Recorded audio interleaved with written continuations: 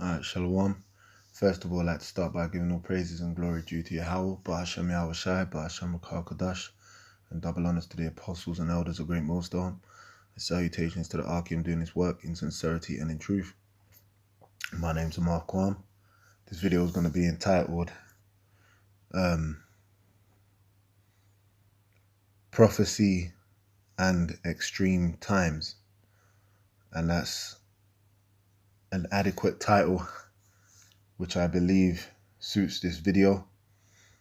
All right, today we're going to be highlighting there's a lot of extreme things going on in the news, and it's clearly a sign of the times we're living in, especially for those brothers that have a mind for biblical prophecy, and just to go into the word extreme, the definition is reaching a high or the highest degree, very great. And we're seeing that the prophecies are speaking greatly right now. And the extremities across the world are no small thing. Now, let's go to Amos 3:7.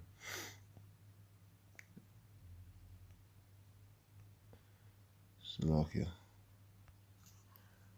This is Amos 3:7. Surely the Lord power will do nothing, but he revealeth his secret unto his servants the prophets. All right, and we understand the things that are going on in the news and around the four corners of the earth, such as the riots in Hong Kong, the reasons behind Iran and their fuel prices rising by 50%, and that of which is taking place with civil unrest in Bolivia. All right, and these things are not hid from us because we have been made aware, or the Lord has revealed these things to us by the word and the prophecies written in the book. All right, so namely, today we're going to go into just a little article regarding Bolivia and the civil unrest there. From here, let's go to Romans 13:11.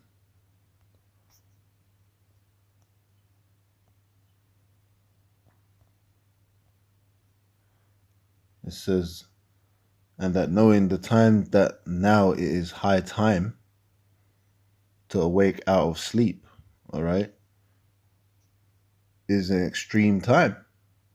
Let's go back to the definition. Reaching a high or the highest degree, very great. Let's go back to the scripture. And knowing that the time that now is high time to awake out of sleep. Now let's look up this word high by all means.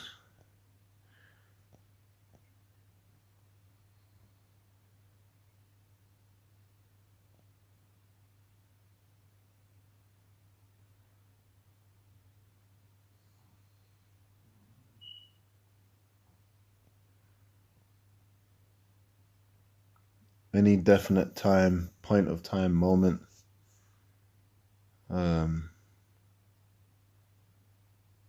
It mentions seasons of the year.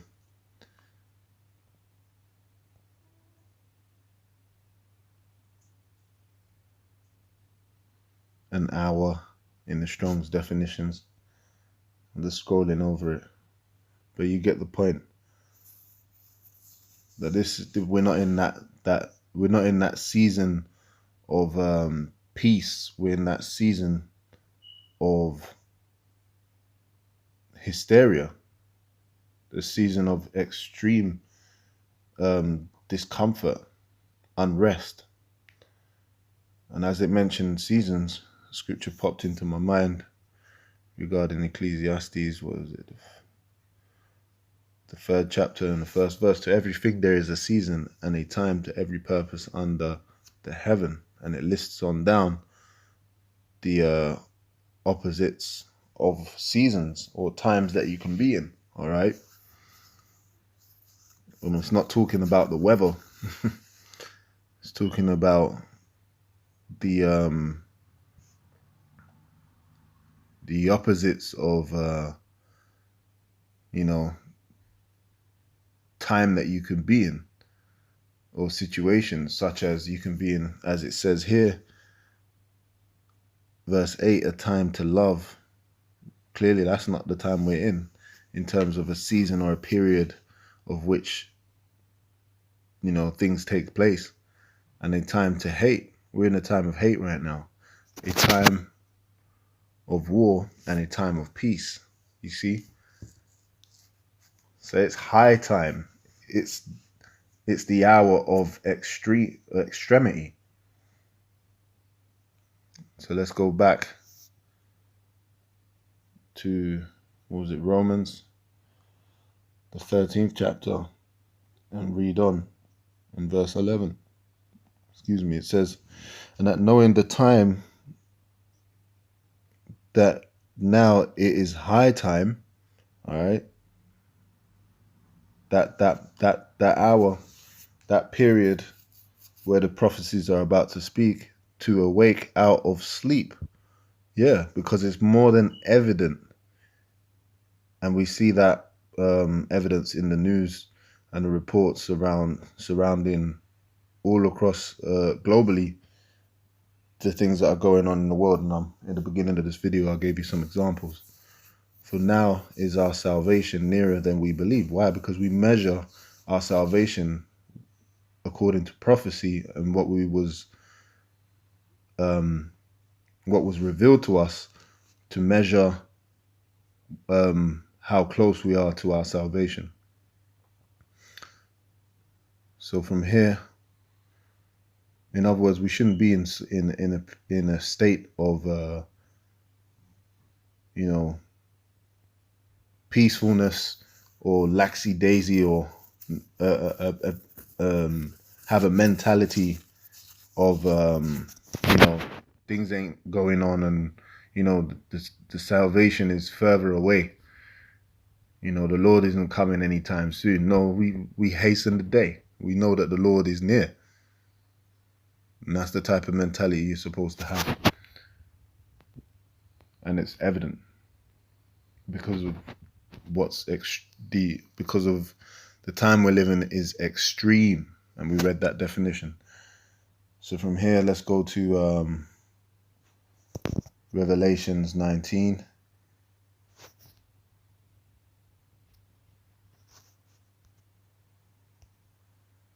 And I'll start by reading the 9th and the 10th verse.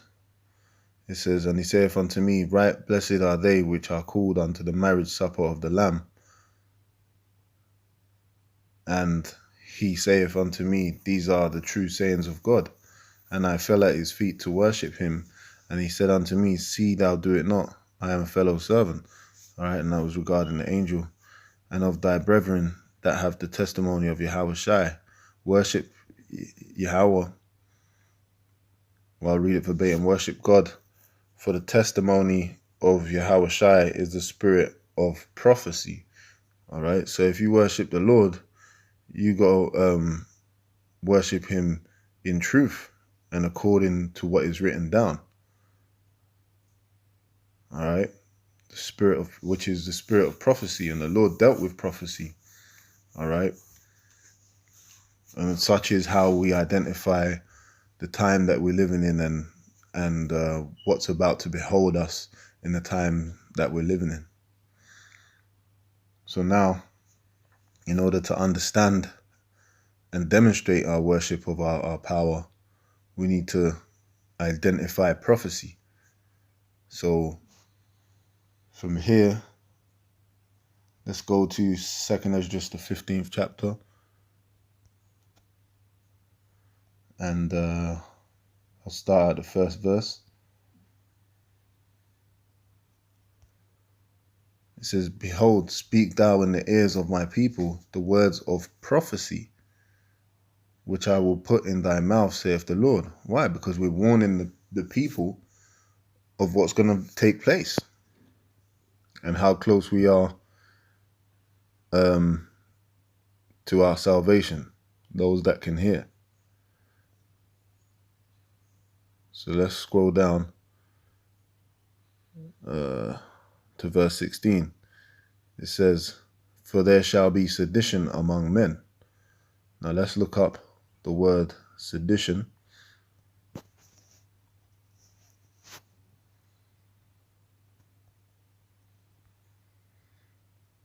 It says, conduct or speech inciting people to rebel against authority of a state or monarch. All right, and a lot of people are rebelling against the circumstances they find themselves living in and the impoverished conditions that they're living in, and the taxes, the expenses, and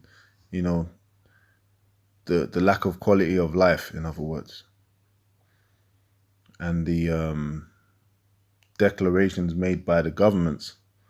The people are fed up and do not want to live in such poverty anymore. So from here, in other words, their leaders ain't serving the people in such a bad way that the people are fed up and wish to rebel. So from here, let's go to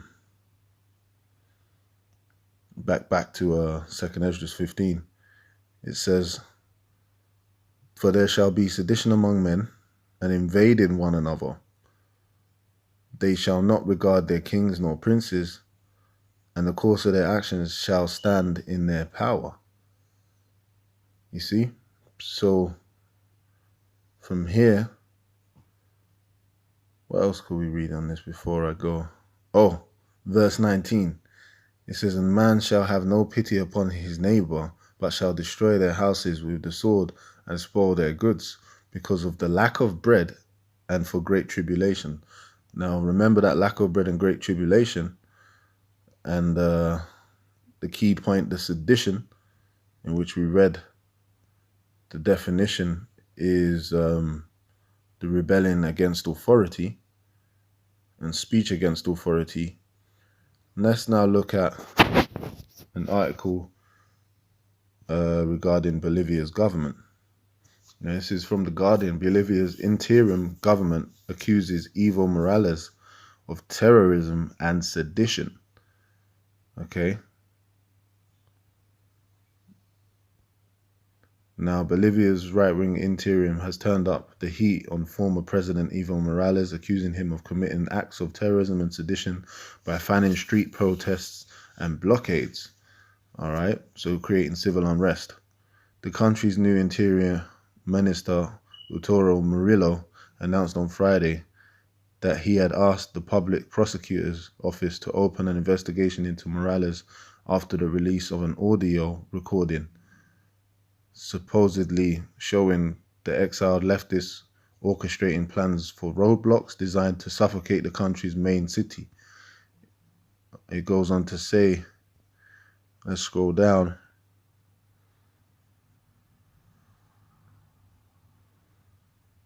"2 weeks after Morales fled the country, his followers have mobilized across the country, throwing up hundreds of roadblocks to prevent fuel and food reaching Bolivia's de facto capital, and thus force concessions, perhaps even Morales' return."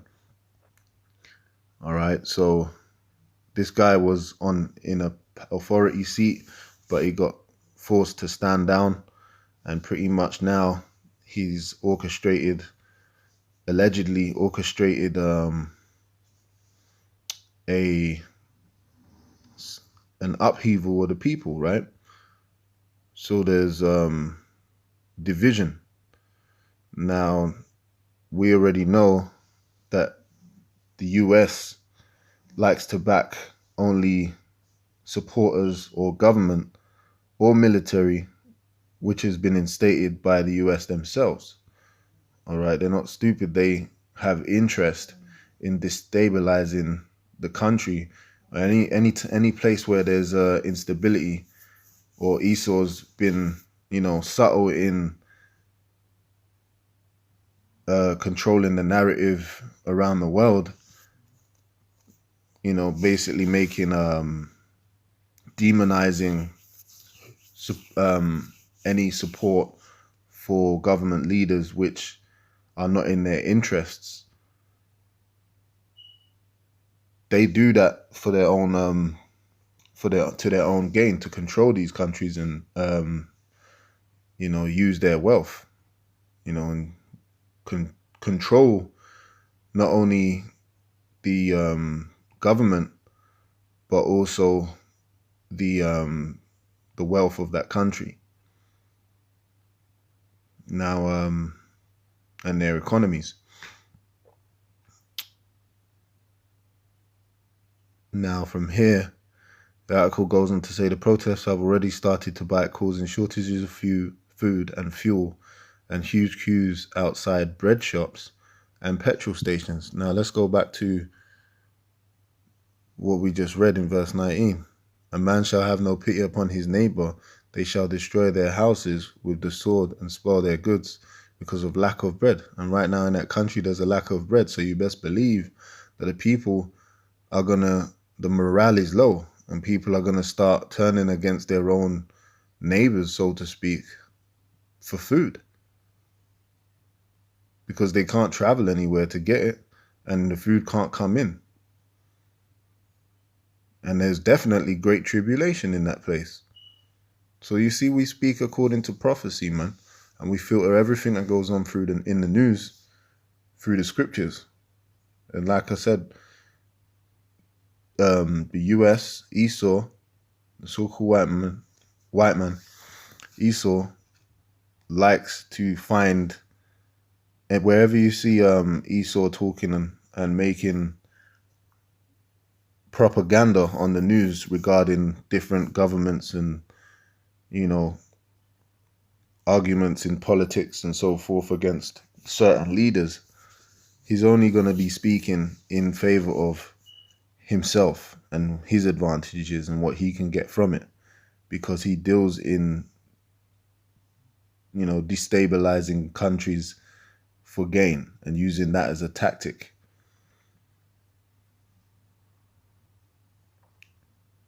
So here we have it, man. Ultimately, you can see that the scriptures are speaking, man. All right. And we can clearly see the times that we're living in are extreme. And the scripture says, though it tarry, all right, certain other prophecies need to speak. Though they'll, like the mark of the beast, though it's taking time, look at how quick things are taking place, man. This ain't a time to ignore or doubt in your mind. And what mentality or what kind of person is in that spirit of making their life in this kingdom, man, really and truly. Because this ain't that time of peace and prosperity. This is a time of war and unrest. So anyway, with that, hope you brothers were edified. This was all about the time that we're living in and the mentality you're supposed to have when we and regarding these prophecies and the time that we're living in. All right, so stay awake, brothers, and till the next video, I'm gonna say shalom.